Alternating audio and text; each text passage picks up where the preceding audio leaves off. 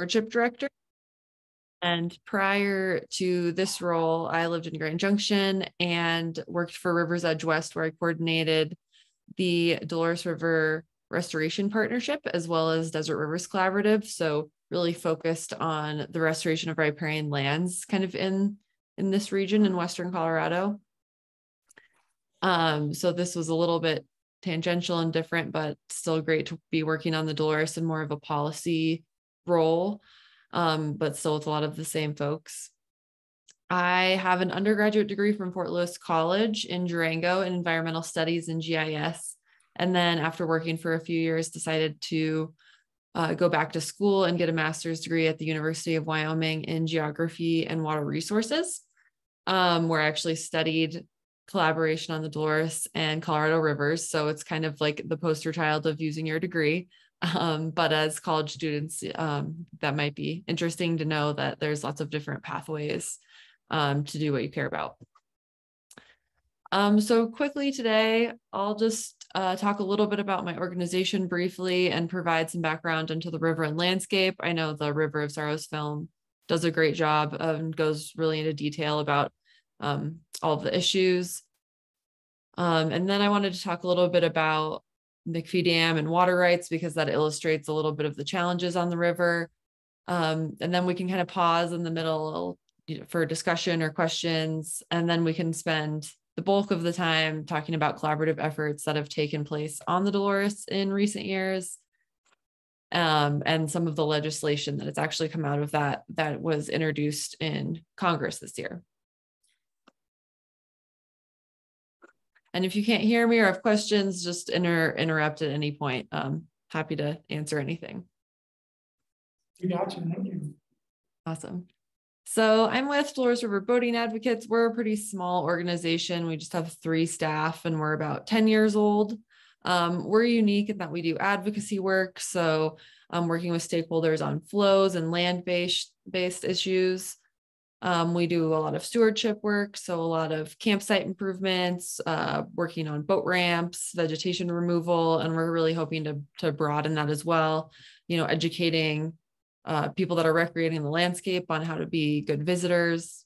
And we have a really robust education program where we work with primarily students in Montezuma and Dolores counties, getting them out on the river, and then also with some classroom-based projects. So we have an education director who does all of that. So we like to do a lot of different stuff, and it's pretty great to work with this size organization. Next. Okay, so you guys have probably seen a map of the Dolores so far, but it's kind of unique in some ways.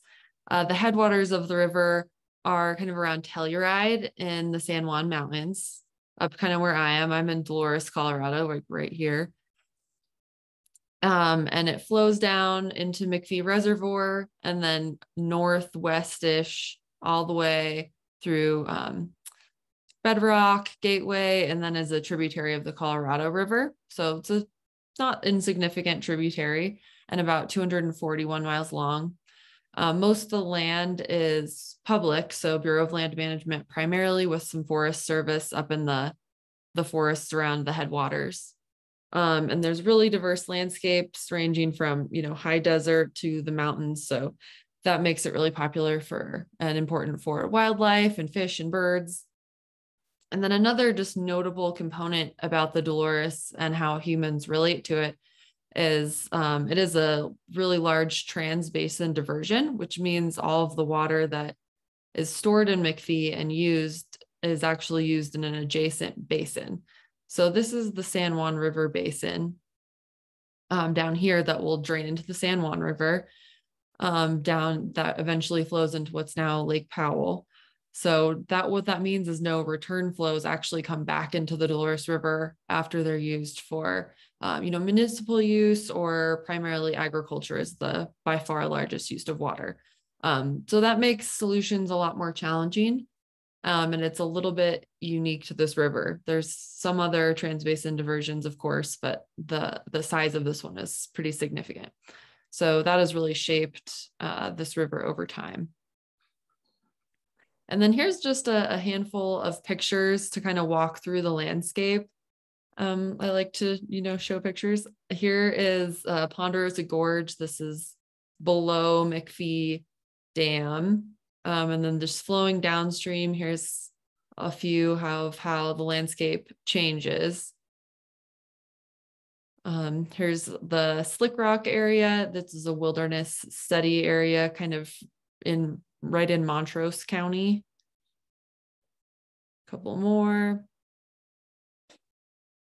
And then this is where the San Miguel comes in, which is the largest tributary of the Dolores River. So you can really see the difference above and below where the San Miguel comes in terms of how the river looks and acts. And then along 141 and into Gateway, this is like getting up close to where you all are in Grand Junction. And then the river flows into Utah for another 15 or so miles. Recreation's super popular in this area, both for on river sports like rafting when there's sufficient flows, camping, hiking, all of that, biking. And people have also connected with the Dolores for millennia. I mean, cultures have lived here for, over 10,000 years. There's a lot of cultural sites. Many are unmapped and unadvertised, which is great. It's the ancestral lands of Ute, Hopi, Zuni, Pueblo, and a lot of other tribes.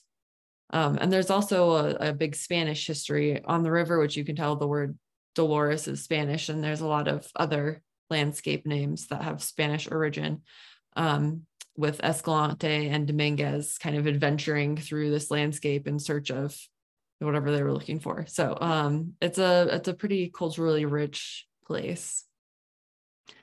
And then, of course, lots of animals, bighorn sheep, ungulates, other big game. There's a lot of bear that migrate from the high mountains on the Uncompahgre Plateau, the San Juan Mountains, the La Salle Mountains in Utah, and come down to the river, especially in the winter. So it's a great landscape for that reason, not a lot of development. There's a lot of sensitive fish species, well, 3, that the federal government and state government all consider sensitive: the flannelmouth sucker, round-tail chub, and bluehead sucker. So those are kind of the target of a lot of the management, and we'll talk a little bit about that later, but they're an important component of this landscape, certainly. There's also a lot of rare plant species found near the river, like monkey flower, New Mexico privet. So it's just a really important landscape for a lot of reasons. And then, of course, there are some threats to the river, some reasons that we need to be paying attention to it. The dam has really changed the river, as I mentioned, and we'll talk a little bit more about that, along with just kind of general climate change and long-term drought has been really, really challenging on the river and the communities that rely on it. And then other threats include, there's drought. Last year, the river nearly dried up in a lot of places, which was really kind of hard to see. We could just, disconnected pools in some sections. And then other threats include uranium extraction. There's kind of an interesting legacy of uranium mining on a large portion of the landscape. This was where some of the uranium in the Cold War was sourced from. So as you're traveling around, like bumping around a little dirt road, there's like a refrigerator randomly laying there, left over from this time period. And the little town, which is not a town anymore, of Uravan, not too far from where Natarita is now a Superfund site. And it used to be a bustling little town. So there's kind of a lot of uncertainty when it comes to the future of this landscape and uranium. That is probably not a good thing for the community or the landscape in terms of just cleaning up everything and making sure this doesn't really happen in the future as it has in the past. So that's an interesting component of this. And then, of course, things like invasive species, both fish and riparian plants, are challenging, and just increases in recreation. You can overlove a place easily if there's not the resources to enable people to visit it and have toilets and roads and campsites and all of that. So that's something to consider moving forward as well. Okay, so now I'm going to talk a little bit about the Dolores project. And if this gets kind of complicated and wonky, let me know. It takes a long time to know all of this, but I think it's important to set the stage and the context for issues on the Dolores. So the Dolores project is the name that encompasses all of the infrastructure that was built in the 80s, along with McPhee Dam and Reservoir, which is by far the largest piece of that project. But it also includes laterals and canals and infrastructure to actually use and move around water. It's managed by the Dolores Water Conservancy District, which is a state agency, as well as the Bureau of Reclamation. So it's kind of an interesting way to manage water that you don't see everywhere. Some people say the project almost wasn't built in the 50s and 60s because it was just not needed. They're really expensive, but because of the Ute Mountain Ute tribe who live south of the Dolores, they were in need of water, and so it was pushed through because of that reason. And then a lot of water was already being used prior to this dam going in. I don't want to paint the picture that nothing was happening before this was here.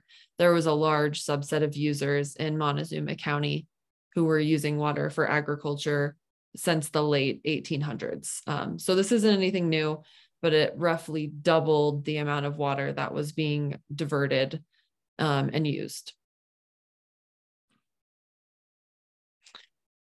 So there's many different project users. So the reservoir holds about 300,000 acre feet of water. An acre foot is about an acre covered in a foot of water, or like a football field.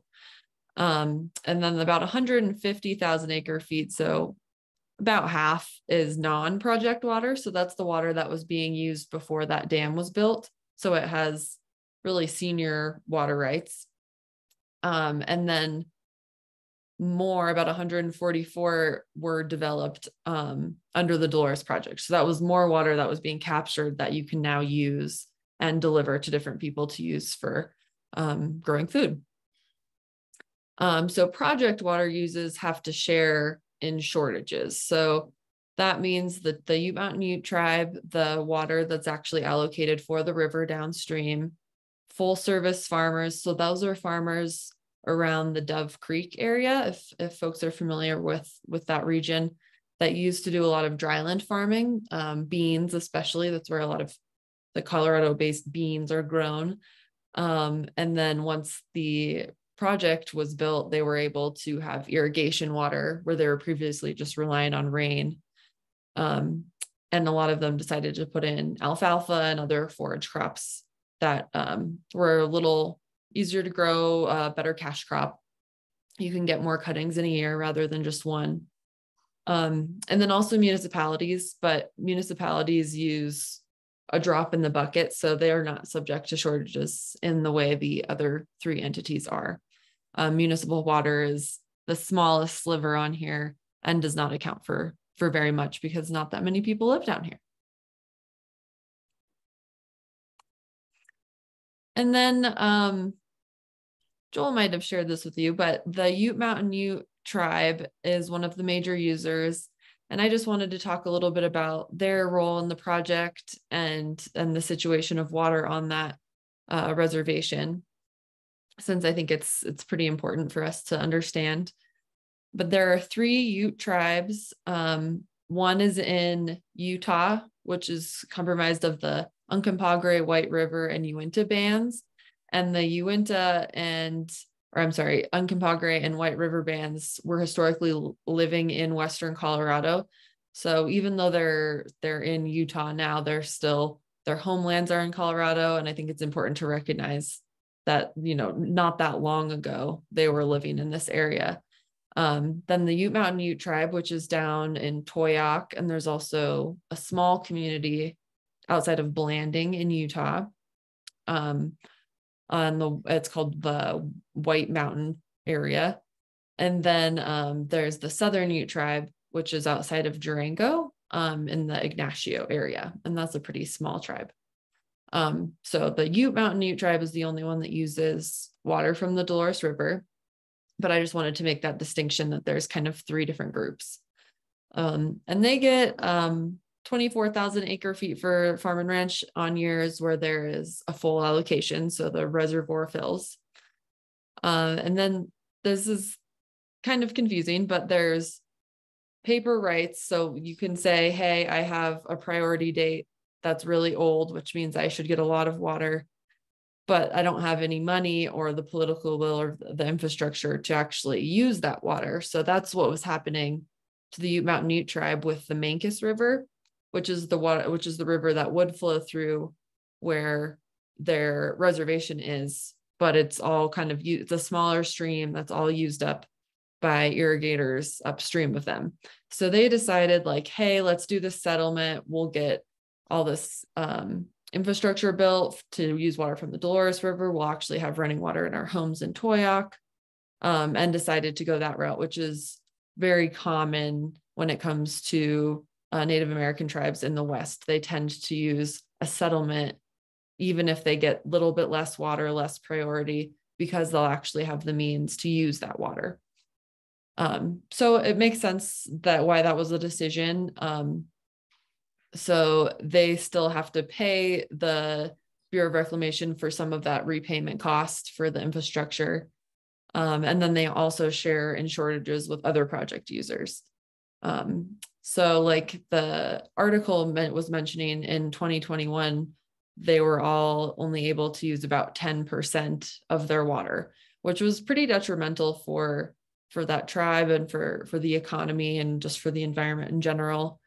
I think it's kind of a social justice issue to pay attention to. You know, you have a tribal sovereign nation that was already forced onto these lands, and of course you need water to do anything with them, and now they are forced into this situation of sharing water and shortages. So and it's also, I've been out and visited the farm and ranch enterprise, and it's really modern, and they're really dynamic and adaptive and able to kind of grow different crops that use less water, and also create products with those crops, which is pretty cool. Cornmeal and seeds, alfalfa, and they have some cattle. But anyways, I wanted to just talk about that a little bit. I think it's important to be aware of those kind of dynamics within our communities. And then of course, I'll just mention this briefly. The river has been changing since the project as well. There's just kind of less water in the spring, and the channel is becoming more narrow and simplified. You're seeing a lot more vegetation growing on the banks. And then the native fish are not doing quite as well because their habitat is changing. They don't have those backwaters to spawn in and lay eggs in. And then it, of course, also has implications for recreation. And then this is from Fort Lewis College, from a project that Joel and I have worked together a little bit on, that is just showing the difference in the geomorphic features since the 40s. So basically this is talking about and putting more metrics towards the simplification of the river. Okay, so I'm gonna pause there and see if anyone has questions, comments, thoughts, connections to the film, anything like that.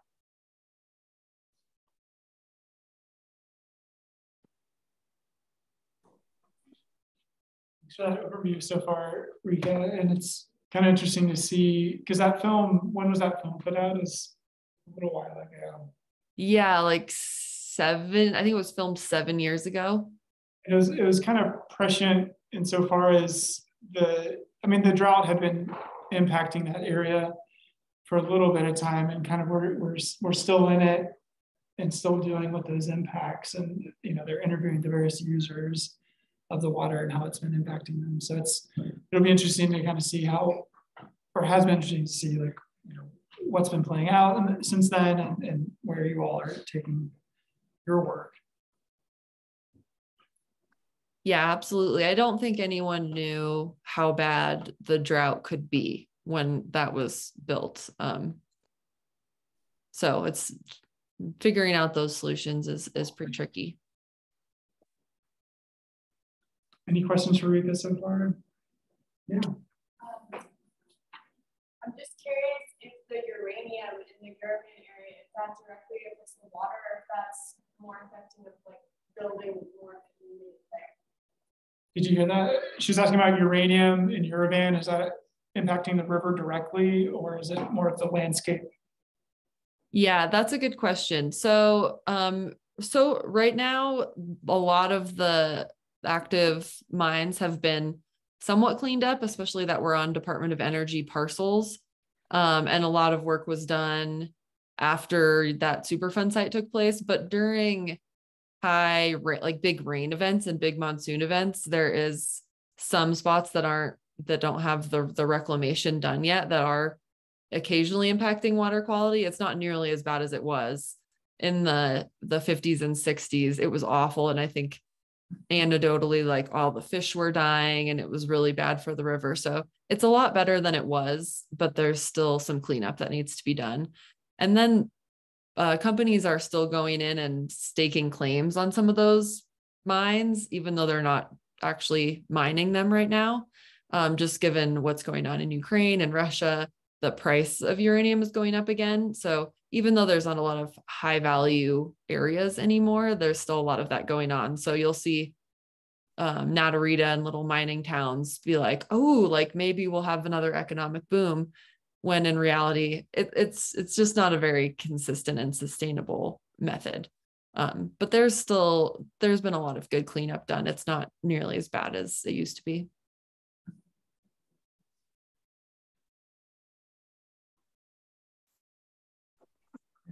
Any other questions, Rica? All right, well, thanks for that pause. Yeah, totally. I know, I wish I was there with you. It's a little easier. Cool. Well, I'll keep going, and yeah, just interrupt me, raise any hands if you have questions moving forward, and I'll kind of go into the collaborative efforts and what's been done and why. Okay, so starting way back in the 70s, multiple sections of the Dolores River were found eligible for inclusion into the National Wild and Scenic System. So that's a law that preserves rivers that have outstandingly remarkable values, which is usually recreation, scenery, native fish, geology, etc., that have a really kind of wild character. And provides them a federal water right and additional protections to keep them in that healthy state. So that's been reaffirmed in a lot of what are called resource management plans that BLM, Bureau of Land Management offices have to do on different landscapes to show how they're managing those lands. So it keeps coming up as being eligible for inclusion into the system, but it's not actually a wild and scenic river. So that kind of set the stage for a lot of the collaborative efforts moving forward, is that piece right there. In the 80s, of course, the dam was completed, which changed a lot of the river's characteristics. And then in the 90s, which I believe the film talks about, is there was that native fish kill a few years after the dam was built, which actually kind of changed how they manage the downstream water, not the quantity, but just the way that they manage it. At first, they were looking at a tiered release system where it was 20 cubic feet per second, 50, and then 75 based on the hydrology. And then they changed it so it's just a pool of water that they can release as needed in conjunction with fisheries biologists, the state, and then other recreational stakeholders. So I think even though it didn't change the quantity of water, that was a good move.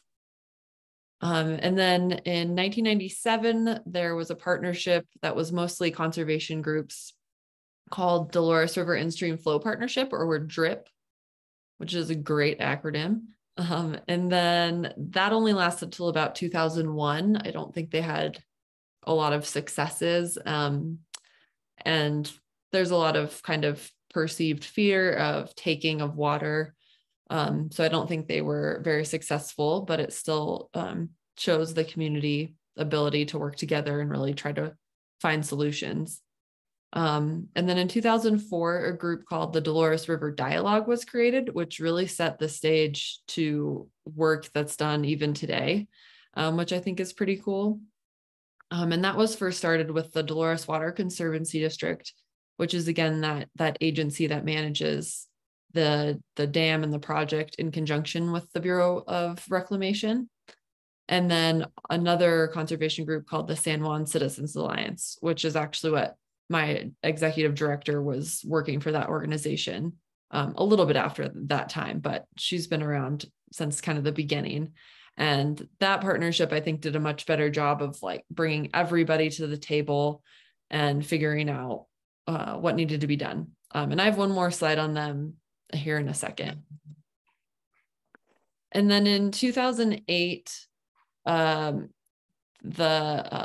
see, I didn't put that on here, but the BLM and US Forest Service wanted to solicit advice on how to update their Lower Dolores corridor plan that was still kind of affirming wild and scenic as a possibility. And local folks, especially the irrigators, really didn't want wild and scenic because it comes with the water right, and they perceived that as a takings from the water that they were using. So they kind of all came to the table to create this working group to find an alternative to wild and scenic. So a couple of years later, that group decided to move forward with what is called a national conservation area. So there's a bunch of those outside of Grand Junction, Escalante, Dominguez, McInnes Canyons. Both of those are national conservation areas. So kind of increased management resources, more protections, limitations on land use, and things like that. So they're very adaptable based on what communities want and what's best for that landscape. So that makes sense that they would go with that tool. And then 5 years later, there was a draft proposal, and Senator Michael Bennett came on board, and that put his weight behind this proposal. His staff were able to kind of draft legislation. And then next, like Montrose County left the table, and I'll talk more about the nitty gritties of the NCA here in a second. But there was essentially different iterations of that bill and legislation. And then finally this year, it was introduced in Congress. So stepping back a little bit to the Dolores River Dialogue, or the DRD, it was involved about 50 groups and organizations, which is kind of incredible for this tiny little corner of Southwest Colorado. But a lot of NGOs, counties, agricultural producers, the tribe, et cetera, were all kind of involved in this to an extent. And then y'all can read their basically mission statement below, but you can see it's very balanced in terms of honoring water rights, but still working together to improve the downstream environment. So that's kind of, that theme has persisted. Rica, I wanted to just put a pin in that. It seems like, this project existed, or this project came to be, the water storage system and delivery systems. And then all these efforts started to come out of that, and is the driving force of people meeting and kind of trying to get together to get something to happen simply addressing what's happening downstream of the dam, or is it more complicated than that? Yeah, it's primarily addressing what's going on downstream of the dam. It's very much downstream focused in terms of keeping the native fish alive and making sure they're not declining based on overuse of ag producers. They're afraid of possible listing under the Endangered Species Act. That's another kind of threat that could come with the water right. And just, I think, doing the best for the rest of the community and users. They sort of understand, everyone understands that not everyone's getting everything they want. So, but this group is pretty focused on the downstream environment. They did a lot of science, like a hydrology report that was released in 2005. They had a native fish study that was released in 2011. So there's been a pretty concerted effort to just understand how the downstream environment's changing. That stemmed from this group. Got it. Thanks. Of course. And then I don't know how interesting this is, but that group changed a little bit more when its goals got more specific. So that Dolores the working group that I talked about, and that kind of has split into the legislative subcommittee, which is the folks that were working on that National Conservation Area bill. And then there's also the Native Fish Monitoring and Recommendation Team. And so those are the two kind of active subgroups of this now. And it's really illustrative of how collaborative groups change over time to achieve certain outcomes. So I think it's kind of cool. There's the ability to not be afraid of changing if something you're doing doesn't feel very helpful anymore. Or as, people come in and out of roles, that's also tricky. But that's kind of where we're at now. And then just briefly as background, I wanted to kind of set the stage for when that group was figuring out what tools were at their disposal as an alternative to wild and scenic, because there's a lot of different land conservation and designations out there. The first is administrative. So these are things that the Bureau of Land Management and Forest Service have the authority to designate in their resource management plans. So lands with wilderness characteristics, wilderness study areas, and areas of critical environmental concern. So this can put certain limitations on certain landscapes. For example, there's a couple wilderness study areas along the Dolores, but they're not permanent and they can change over time. But they are a great place to start. And then there are legislative protections. So these are things that require an act of Congress, a law to change in order to be enacted. So wilderness and wild and scenic rivers are the highest form of protection. And they're pretty tricky to get past, especially these days. National parks are, of course, way up there. They're managed by the National Park Service. National wildlife refuges are super important for birds and other numerous things. National recreation areas and national conservation areas. So those last two are a lot more site specific and dynamic and have more exceptions when it comes to how people can interact with the land, but still all provide a level of protection. And then from an executive branch, the president is able to establish a national monument. The most kind of public one of those we've seen recently is Bears Ears in Utah. And then of course there's Colorado National Monument right there in Grand Junction. And then there's other things the executive branch can do, like banning or taking a pause on oil and gas drilling on federal lands, for example. So there's other things they can do also that can help landscapes. But this is kind of what's in the toolbox, to use that phrase. And so this group decided to go with the National Conservation Area because it was able to be flexible and meet the needs of this group in this situation. So these were kind of the major broad goals of this group. They really didn't want a federal water right because they didn't want to change the current water rights system. And there was, quite frankly, just no more water left to allocate without changes in current use and ownership, which is just not super easy under Colorado water law. Figuring out an alternative to wild and scenic eligibility.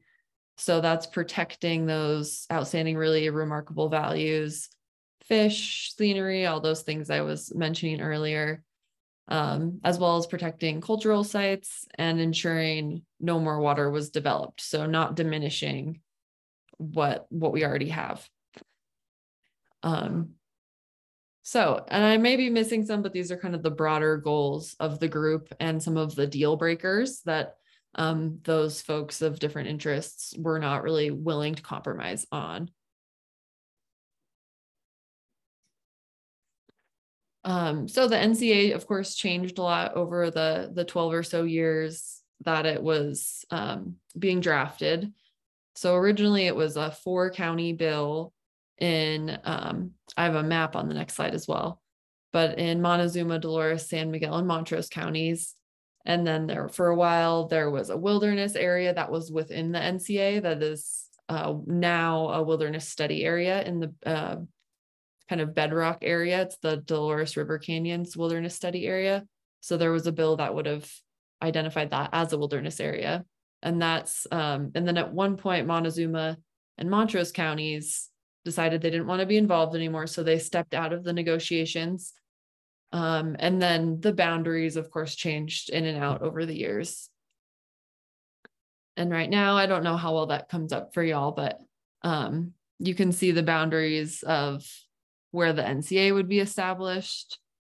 So it's about 70,000 acres. It has really strong bipartisan support, doesn't do much for grazing. It creates some roadless areas. There are long-term protections for land-based values. So there's a mineral withdrawal. And for any oil and gas leases, there's only a few. It puts a sunset provision on them. So once their current lease expires, they can no longer lease those parcels out anymore. And then it also, these last two things, going back to collaboration, I think are pretty cool. It would mandate the BLM to work with a newly created advisory committee on a resource management plan within 3 years that involves conservation, recreation, counties, tribes, state agencies, fisheries, biologists, et cetera. So I think that's pretty cool to mandate like everyone coming to the table right at the beginning. And then it also sets up a mechanism for consultation on flows, which I'll talk about here in a second, but that's that Dolores River Native Fish Monitoring and Recommendation Team. So the current status of the NCA, the senators, Senator Bennett and Senator Hickenlooper introduced into the Senate in July. And then a couple weeks later, Representative Boebert also introduced the exact same bill, which just kind of happened. And then basically what happens next in order for it to become law, ideally it would have a committee in the Environment of Natural Resources. And then that would go through a markup. So that's the whole committee puts a, like getting your paper graded. They change things, they take out things.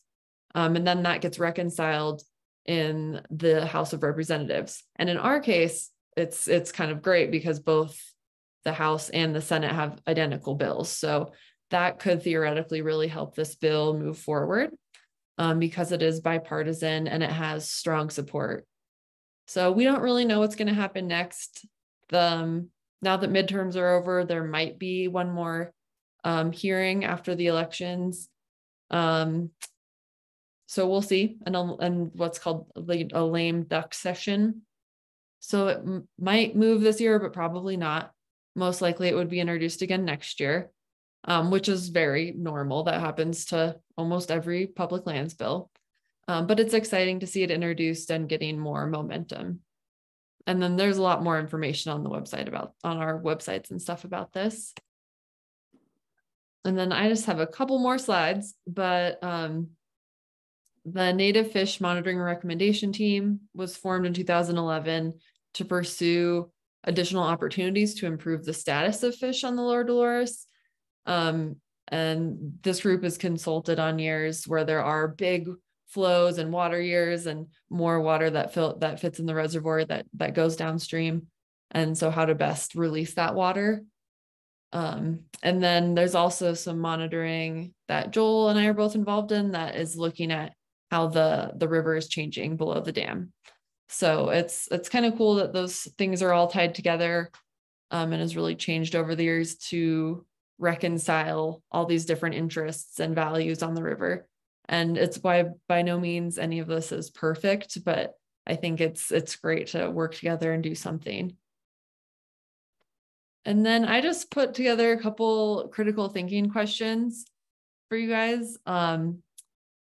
Is first, if you can tell just based on this presentation about what made collaboration work in this case of the Dolores River NCA. What were factors that brought people to the table and provided enough trust to work together to figure this out.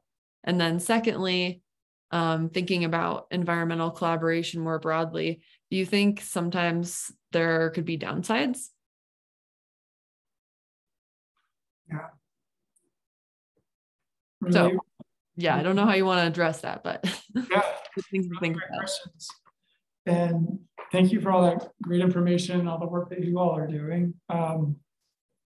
This kind of, I think, is a good segue to thinking about, we have this worksheet we're working on for this particular class, which is what are factors that encourage conflict and conflicting interests when it comes to river users and stakeholders, and then what things encourage collaboration. And that first question gets exactly at that. And so let's maybe open up for some discussion here about what you all think might encourage collaboration. We can hear some feedback from Rica on that too. Yeah.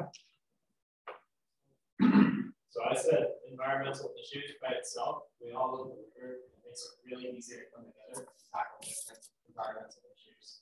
And I cited two specifically. I said water drought, because that's something we've been focusing on in this class recently, and then disproportionate flows, where you have low CFS in one area and high CFS in another.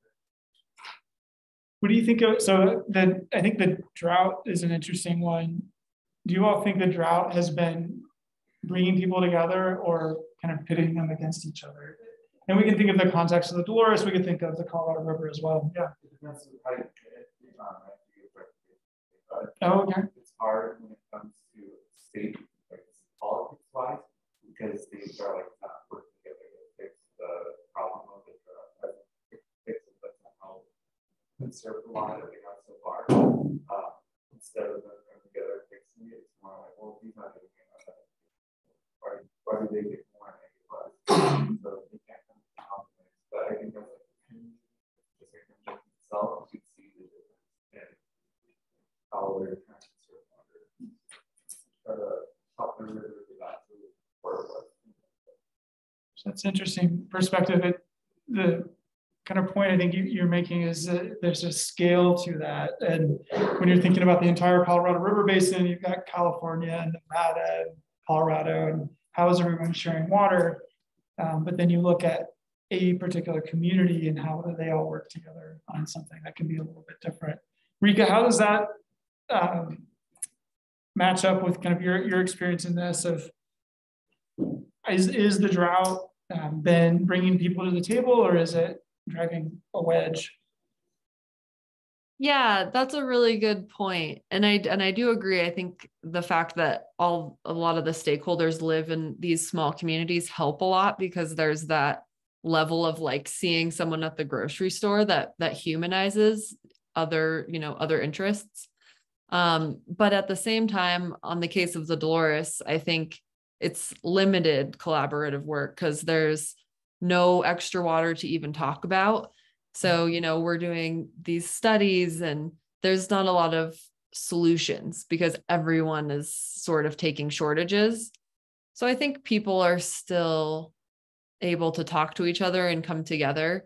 But like talking about more flows going downstream right at this point wouldn't go over well because everybody else already has shortages also. So I think it's limiting in a lot of ways on this localized level. Those relationships help, but it limits the solutions that are actually possible. We'll see though. I think the location of the Dolores in the larger Colorado River Basin is sort of interesting and something that no one knows if that's going to play out in this sub-basin at all. Anyways, that's kind of another thought process. So it really limits the conversation. And when you said that more flows for the Dolores in this discussion, this collaborative group to do something for the river downstream, that took it off the table. Like we're not going to talk about mandating more flows down the river. We're going to talk about other things, which in this case is land management and conservation. Correct. Yeah. We can do things like not develop more water. But in order for there to be more water down the river, it would have to be a place where an agricultural producer would want to like lease their water to go downstream. But the local sentiment as it is now, that could definitely change, is just not there. There's like a perceived threat that they would lose a water right if they were to even temporarily do that. But I think that's still a tool on the table down the future. It's just a matter of how those conversations really start to get going. And in other watersheds, that happens all the time. The Dolores is just a little bit kind of behind and different in that way. Got some other thoughts of things that encourage collaboration in this thing, or back into Colorado River here in town. I was just gonna piggyback off of what I said earlier. I think it's just like, it's an example of the factor. That's all. I mean, like she said, the conversations are happening yet. It's hard to go. Yeah.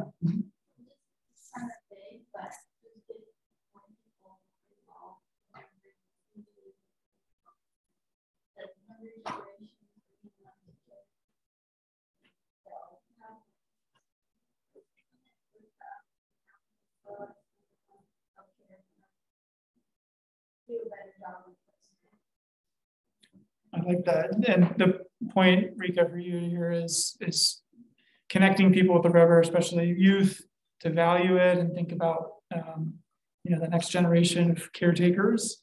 Seems like that's part of your all's mission. Yeah, I think that's so important. Just a healthy river is good for people too, and in other ways, keeping ecosystems alive, and just the fact that kids can go down there and be like, whoa, cool, I didn't even know this was here, and tell their parents about it, and know that it's important, I think is hugely important to just our well-being and for the river itself. Let's think about conflicts. What about this, or again on Colorado, might instill conflict among stakeholders?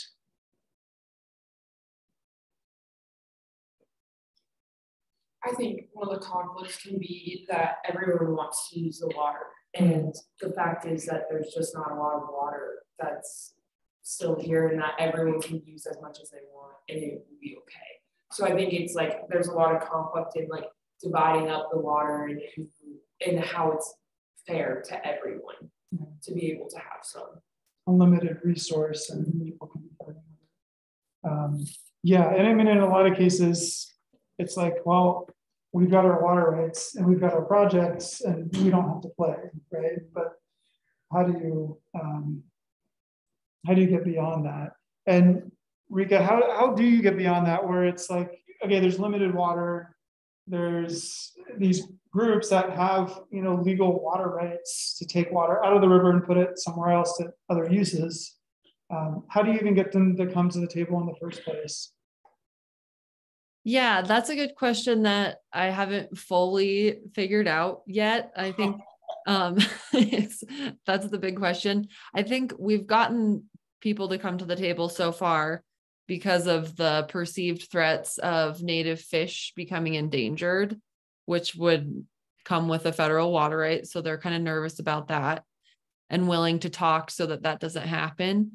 And then also, which you kind of see with I don't know if you all talked about the Upper Colorado River Endangered Fish Recovery Program. There's some kind of similar themes going on there. And then also this wild and scenic. So in both cases, there's a perceived threat of takings from a federal government where, I hope that someday, like, I think there are ways to be more flexible for everybody where you can like, hey, this isn't going to work for me this year growing all these beans. Like, oh, look, someone's going to buy this water from me to go downstream. And there would totally be willing buyers and sellers to even up this balance during short years where there just isn't enough water to go around. Because I don't mean to discount agricultural producers either. It's not great for their bottom line when they're only getting 10-30% of the water that they need also. So I think there could be really kind of creative economic ways to move water around a little bit more dynamically beyond just like, nope, I have a right to this. I'm not changing anything else about this. But again, in this sub-basin, I don't think we're quite at that point where people are comfortable enough to really have those conversations. Yeah, definitely a touchy subject here as well, but one that we'll be exploring more in the future, to be thinking about balancing the water from the upper and lower basins. it's kind of interesting, like just the threat of regulation or even a perceived threat can bring people to the table to make sure that they're there to advocate for their needs and uses, and potentially collaborate on something. Because if, for example, the native fish downstream of McPhee become listed as endangered, then all of a sudden the whole paradigm, the whole kind of water use thing could be upended and have to be renegotiated. And so one of the things I wrote down on things that encourage conflict would be just like, why would I come to the table? Why would I even come and collaborate and work on something with this other group? What is my incentive for that? What am I getting out of this as a user? And so I've got my water rights. I'm good. I don't need to come. So it's finding those common threads. Either it's a kind of a stick of regulation or a carrot of money. Can I pay you to put some more water in the river? Or if we work together, then maybe we can come up with a plan to keep these fish from becoming endangered.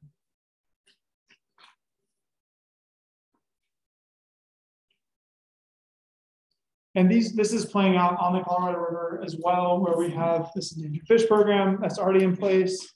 There's a program to bring more flows down to the river, which could benefit recreation as well.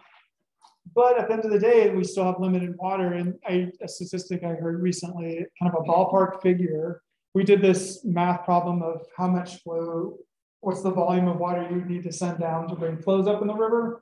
Well, what would that actually cost if we're going to pay someone to lease that water? The number I heard, and it's going to depend on the flow rates and all that, but about $80,000 a day was one of the numbers I heard to bring more flows down into the river in the summer to kind of bring the base flows up to that 810 CFS. So it's possible. It's just there's a dollar price to that. Yeah, wow.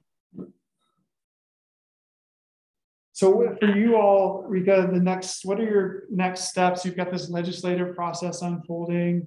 Is that kind of and you've got the native fish monitoring, things are kind of playing out and unfolding. If you do get the NCA designation, what does that look like for the communities around the Dolores and just kind of the overall use? Does it put the Dolores on the map in a different way than it is right now? Yeah, I think the first step, if it were to pass, that advisory committee would be created, and that would really hash out the details of how that new NCA is managed.